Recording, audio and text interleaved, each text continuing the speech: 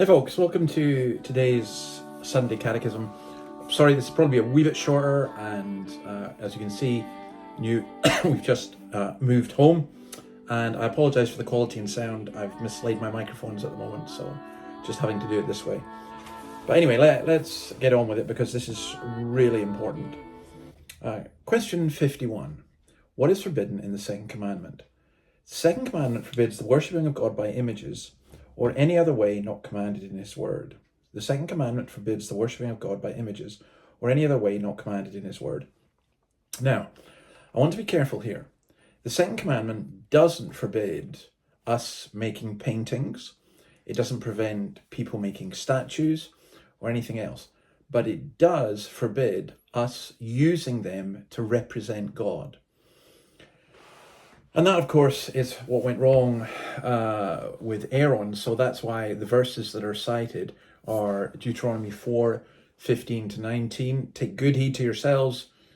You didn't see any likeness on the day that God spoke to you in Horeb out of the fire. Don't make a graven image. How can you portray God? What is God like? We cannot portray God. That is actually impossible. And there's a sense in which any attempt to do so detracts from God. By the way, when the church went away from this, you ended up with Muhammad being so appalled at how the church and the Jews had gone away from this that he set up Islam, which is fundamentally opposed to any kind of image of God. Exodus 32:5, when Aaron saw it, he built an altar before it, and Aaron made proclamation and said, tomorrow is the feast of the Lord. Now, that's Aaron building a golden calf, because people say we need to have something. We need to have something to focus on. And then Deuteronomy 12:31-32. Again, just the old King James Version talks about being an abomination. Even their sons and daughters they burnt in the fire to their gods. So I think we need to be really, really careful. Think of the harm, to some degree, that pictures of Jesus have done. I mean, don't you have embedded in your mind the view that Jesus is a white guy with long hair and so on? I remember speaking in a church, and afterwards this woman came up to me and gave me this description, I think from the 4th century. And she said, well, this is my Lord. This is what he looked like. I'm going, no, I don't know what Jesus looked like. Certainly know he wasn't white because he was from the Middle East.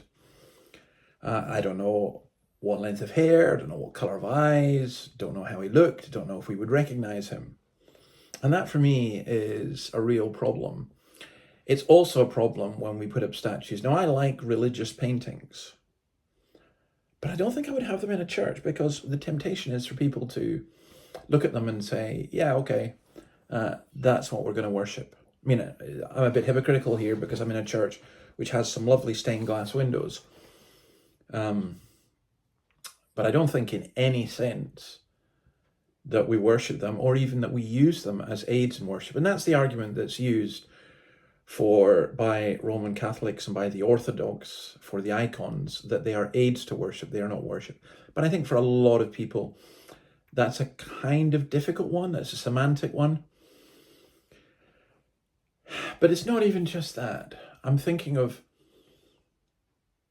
where we've got in modern evangelicalism, or to be honest, in old style evangelicalism or reformed or whatever sometimes, where people kind of introduce things and they think it makes it more holy or makes it more like Christ and makes it more entertaining, more attractive to people. I struggle with all of that. So what is forbidden is any other way not commanded in his word. I don't think we've got a right to make up worship. I don't think we've got a right to say, well, it's our heart.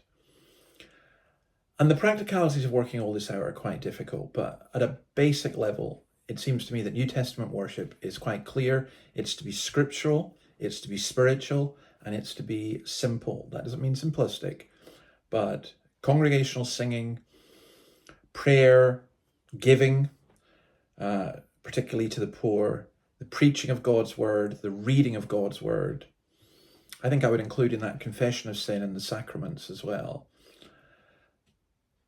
I'm not sure we've got warrant for much more, but you might disagree. For me, it's an important thing that I'm trying to work through. May God bless us as we seek to worship him. Hope you have a great day.